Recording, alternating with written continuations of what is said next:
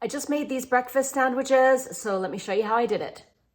Breakfast sandwiches, I did not think that I would like these because I just have an aversion to anything microwaved. So the fact that you would typically defrost them and then reheat them in the microwave just kind of bothered me, but it actually isn't that bad, and they are very convenient, very handy, and you can also heat them in the microwave and then throw them in your air fryer just to toast up the English muffin a little bit. These are some things that I thought I'd put into my egg today. And again, anything goes, but I'm going to use eggs, obviously. I think I'm gonna caramelize some onion.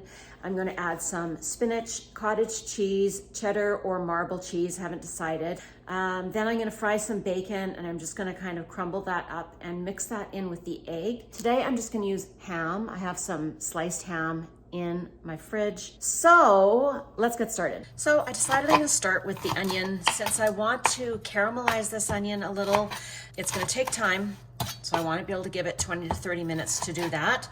So I'm gonna start with this. Once I have this going in my frying pan, then I'm going to get my English muffins all ready to toast up in the oven.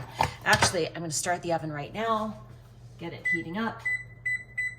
I'm going to heat it to 375, and then I'll just put the English muffins in just for a short period of time, and then I'll just turn it on to broil for a bit. I want my English muffins pretty well toasted because they're likely to get soggy, and there's nothing worse than a soggy bun.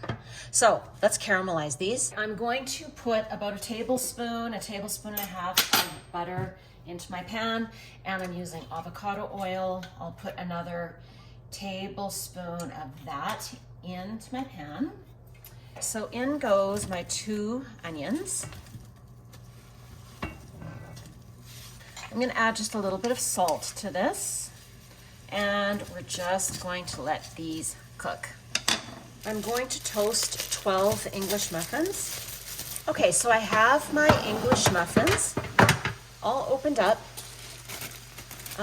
Save the bags from your English muffins, because what you're gonna do is when these are all done, we're gonna wrap them either in wax paper or parchment paper. And it's really great to have the bags to just slip them back into, and then you can put them in the freezer like that. I'm going to get my avocado oil spray, and I'm just gonna give these a light little spray of oil so that they toast up nicely in the oven. This is not spraying, it's sort of squirting in a stream, which is not desirable. I love this avocado oil, but I don't find the, I'm out. Okay, I have to go get more from downstairs. Let's see if a brand new full bottle will squirt better or spray better. Oh, okay, much better. I guess that the problem with the other one was maybe it was just getting too close to the end. So that was wonderful. Apologies to Chosen Foods, excellent spray. Now the oven is at 360 right now. So it'll be at 375 right away, and I'll pop these in. Onions are coming along, they're softening. Okay, I haven't done this before, but I think I'm gonna put my eggs through my blender. In the past, I've just used a whisk to kind of give them a little bit of a whipping, but hang on, onion emergency. I just had to turn my onions down because they were starting to burn. I haven't used the blender before, but I think that it might give me a nice consistency once I add the cottage cheese in. I want it to be as smooth as possible. I'm not gonna add the bacon in, and I think I might blend the onion in with it too. I like to crack my eggs in a separate bowl before I add them. I just don't want to start adding them all together until I make sure that each one is fine. So before I continue, I'm gonna make sure I count out 12 eggs so I don't lose track. All right, here's the first tray. I baked them at 375 for 5 minutes, and then I put them onto a high broil for about 4 minutes. And now I'm gonna pop the next tray in. Okay, I'm gonna mix these eggs. Now I'm gonna get my cottage cheese. So the cottage cheese that I have is 2% fat, and I'm hoping that that's gonna work out okay. I don't remember, in all honesty, if I added cottage cheese when I've made these before. I know I've put cottage cheese in egg bites, but you see, there's a perfect example of how I just throw so many things together. I don't always pay attention to what I'm putting in, and I certainly don't remember. I've got about 1.5 cups of cottage cheese here. I'm gonna get a rubber spatula so I can scrape this out nicely, because I do not like wasting one little bit. So I'll get that all scraped in. There we go, don't waste food. Close call. They're extra toasty, not burnt. So I caught them just in the nick of time. Onions are cooking down nicely, and just so you have some idea of how long I've been at this, it has been 31 minutes now, start to finish. So in 31 minutes, I separated or split and toasted and almost burnt the English muffins. I have got these onions cooking down, egg and cottage cheese in my blender, and I'm just about to wash some spinach. All right, so I'm just giving my spinach a little swish. I've got about 2 big handfuls of spinach here that I put through my salad spinner, and I'm just gonna kind of chop it up a little. First handful's in, here's the second handful, and these are just very tender little stems. I'm not worried about that. Everything is going into my blender. Just turned my onions off. They need to cool before I can add them to the eggs. They're gonna cool a lot faster on a plate where I can kind of spread them out. So if you wanna break this into a couple of days worth of work, then certainly caramelizing your onion a day ahead of time would be a great idea, and actually saves a lot of time, because even though these aren't difficult to do, they do require a bit of babying. So I'm not gonna use all of the onion. I'm probably gonna use, maybe I'll just use half of everything that I've done. So perhaps I could have just caramelized the 1 large onion, but I'll use the rest of this in another way. This is a portion of bacon that I defrosted overnight in my fridge. So I'm just going to get this crisped up, and then I'm just gonna break it up or chop it into little small bits. I'm not gonna add it to my blender because I don't want it to get completely pulverized, but I will crumble it up and I'll add it to the bacon, or sorry, I'll add it to the egg mixture right when I'm about to toss it into the oven. So let's cook this up. As for spices that I'm going to put into my eggs, I'm going to use garlic powder, basil, onion powder, black pepper, Himalayan sea salt, hot pepper flakes, and some of this store-bought Italian seasoning. I've got a 1.5 tablespoon measuring spoon here. But for the garlic, I think I'm just gonna go to about a teaspoon of garlic powder. That garlic powder is really potent. It's garlic that I dehydrated and made into a powder. And yeah, I just find it pretty potent. Then here's my basil. I'm gonna add, that's probably about half a tablespoon. Onion powder, I will do half a tablespoon. And I'm going to do, let's see, these are really, really hot. So that's probably about 3/4, I don't know, half a teaspoon, 3/4 of the hot pepper flakes. And then I will do some, maybe 6 twists of Himalayan salt, about 10 twists of pepper. And I can already feel that hot pepper flakes burning my nose, and about a tablespoon of Italian seasoning.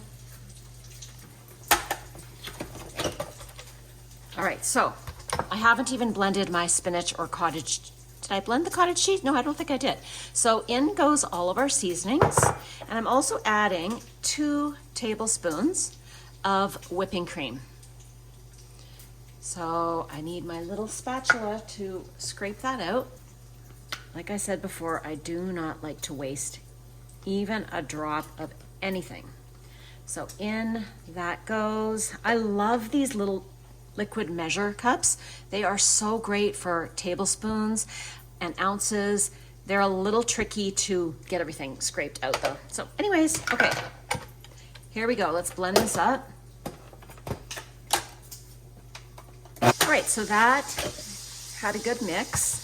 And it looks like the spinach did break down quite a bit, which I'm happy about. It's kind of green tinged now, but that's okay. As long as we're getting some veggies in there. I almost forgot smoked paprika. That's one of my favorite seasonings. Oops, and I just realized in my bowl I still have a little clump of garlic powder. So now I'm gonna give this a mix again, and the bacon is coming along really well. We've got our onions cooling off over here, and then I'll swing you around over here. English muffins are also cooling. So the last thing I'm gonna add to the eggs is this caramelized onion. So we'll start with that much. I would say that's probably the equivalent of one large onion that I've just put in there. So I'm gonna cover that up and we'll see how well that blends in. There we go. So now what I'm gonna do is I'm gonna get my baking sheet, I'm gonna line it with parchment paper, and I'm gonna very carefully pour this onto the baking sheet. So here is, I'm using one of my smaller baking sheets. It's a 10 by 15 inch pan. And this one has a good lip on it. You want that. I've got my parchment here. I have crumbled it and run it under hot water because you probably know that helps you crumble it, right? So now I'm gonna get my eggs and we're gonna carefully pour the egg mixture onto the pan. Okay, and of course I'm gonna scrape this out. So the last little bit of bacon is sizzling away. The egg mixture is in the pan. The only thing left to do now is to do one of my most dreaded things of all, and that is use my box grater to grate some of this cheese. I don't know why it's such a dreaded experience for me, but it is. So here we go. I've got some cheddar cheese here. So I'm gonna vacuum seal this up again so I can get it back in the fridge. Okay, cheese is grated, and that's probably more than I'm gonna need. I'm actually going to sprinkle this cheese on here. I don't want the cheese just sitting directly on the top of the egg. I want the cheese to be mixed into the eggs and throughout, because the cheese is really gonna help bind everything together. And I know I'm not giving you any exact measurements because none of that really matters for the cheese and for the bacon. It's all just to whatever you want. You could use marble cheese if you want, or maybe a smoked cheddar would be good. I've done that in the past. Today I'm just using regular cheddar.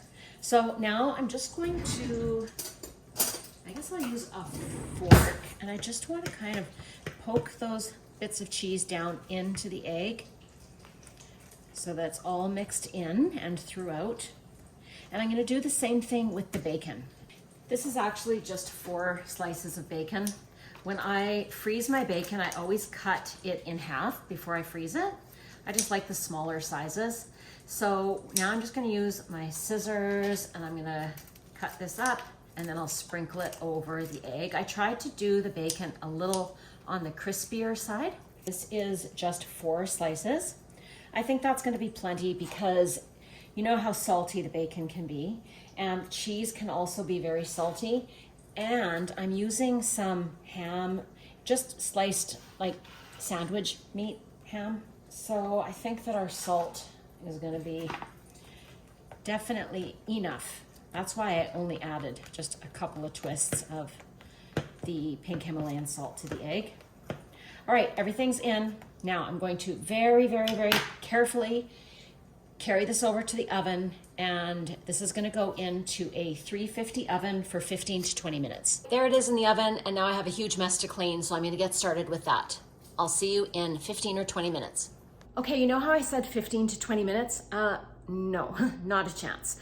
This is going to take 25 to 35 minutes, so I'll let you know. Right now, I checked it at the 15-minute mark, and it was still liquid. So I don't know what I was thinking. 15 to 20 minutes, I don't know. I mean, it is a pretty thick amount of, okay, I'm gonna go check it. I'll let you know how long it takes though. And this time I'm gonna make notes because I want to know what I'm doing the next time.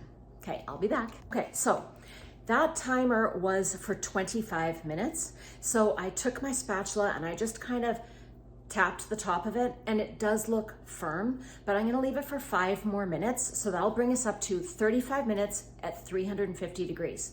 So then we'll see, fingers crossed. It's been in for 35 minutes. It has puffed up. It seems a little jiggly, but it's straight out of the oven. So 35 minutes actually should be good. There's something that I thought about after I had put this in the oven, and that was that I realized I didn't spray my parchment. And in the past, I've given it a little spray with avocado oil before I put the egg in. So we'll see if it sticks. If it doesn't stick, then that's great. We can save adding the oil the next time. So I can see that, yeah, the parchment seems to be coming away from the egg nicely. So what I'm gonna do is I'm gonna let it sit like this for about 5 minutes. Then I'm gonna carefully transfer it onto this cooling rack here, just so we can get a little air circulation. As a matter of fact, I'm actually gonna put my baking sheet on here right now, because that air circulation will help it cool faster. Now I'm gonna chop this up and I'm gonna start putting it onto the English muffins.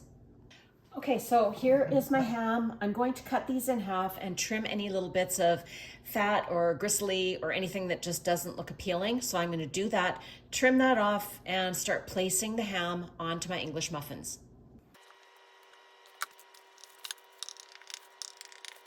That is a big, substantial chunk of egg. I feel like this is bigger than in the past.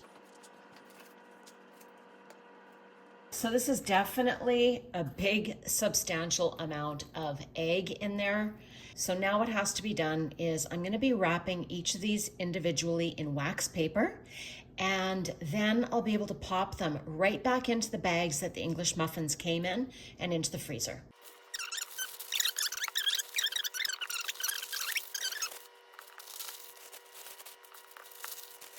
Okay, I am all done. These are going straight into the freezer now. I used wax paper to wrap them in. I didn't add any sauce this time, but in the past I've used honey mustard, which is good. I just thought I would leave the option open to whoever's gonna be making these on the day of, and they can put whatever sauce they want. Okay, here are my last words of wisdom if you're gonna try to make these. Firstly, if you don't have a huge amount of time on one given day, break it into 2 days, do the eggs on one day, and then do the assembly of your sandwich and toasting of your English muffins another day. You don't have to do caramelized onion and bacon. That just adds to the amount of time you're gonna spend doing it. So you can see how much time you have and how elaborate you wanna get with your ingredients. Another tip, if you want extremely puffy, fluffy, souffle-like eggs, then do it in the blender. If you don't want your eggs to be outrageously huge and tall, then just use a whisk. I think my preference going forward is gonna be just going back to the way I've done it in the past, and I'm gonna use a whisk. However, now that I've discovered what the blender does to the eggs, when I do egg bites, I'm definitely doing those in the blender. Another tip is, as you noticed, I put the cheese and the bacon into the egg mixture. I like to do that because if the cheese is separate, for example, when I first made these, I just sliced a brick of cheese and I laid a slice into each sandwich. However, when I started to warm them up in the microwave, the cheese would melt right away and it would just run right out of the sandwich onto the plate. So that's why I mix the cheese into the egg now. It helps hold everything together and you avoid losing your cheese when you're melting everything or heating everything. Bacon, same thing. You know, when you have a sandwich and there's too many things, too many components and everything starts sliding around and falling out, I just don't like that. So putting the bacon in the egg helps you avoid that. Now, if you were really observant, you may have noticed in the very opening clip that the sandwich actually didn't have ham in it. The sandwich had a sausage patty. So I made these in 2 batches. The video is me making the first batch with the eggs in the blender and I used sliced ham. But when I did the second batch, I did not blend the eggs in the blender. I just used my whisk. So the egg portion is a little bit thinner And instead of using ham the second time around, I had some frozen sausage patties that I used. It's the first time I've ever bought them, and it actually was really good. So I think that it's nice to have a little bit of variety, and I would do that again. The best way to reheat these, I find, is I like to take them out the night before or at least several hours ahead of time. If this is going to be like an after-school snack for your kids, going from school to an activity, then you can just take them out of the freezer in the morning and just give them a few hours in the fridge to start defrosting because they do freeze pretty solid.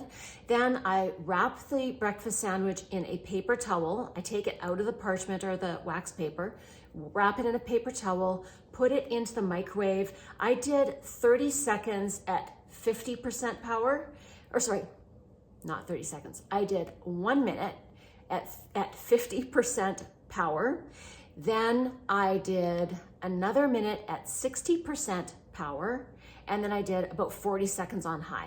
And I just find that warming it slowly, not at full power, is a good way to do it.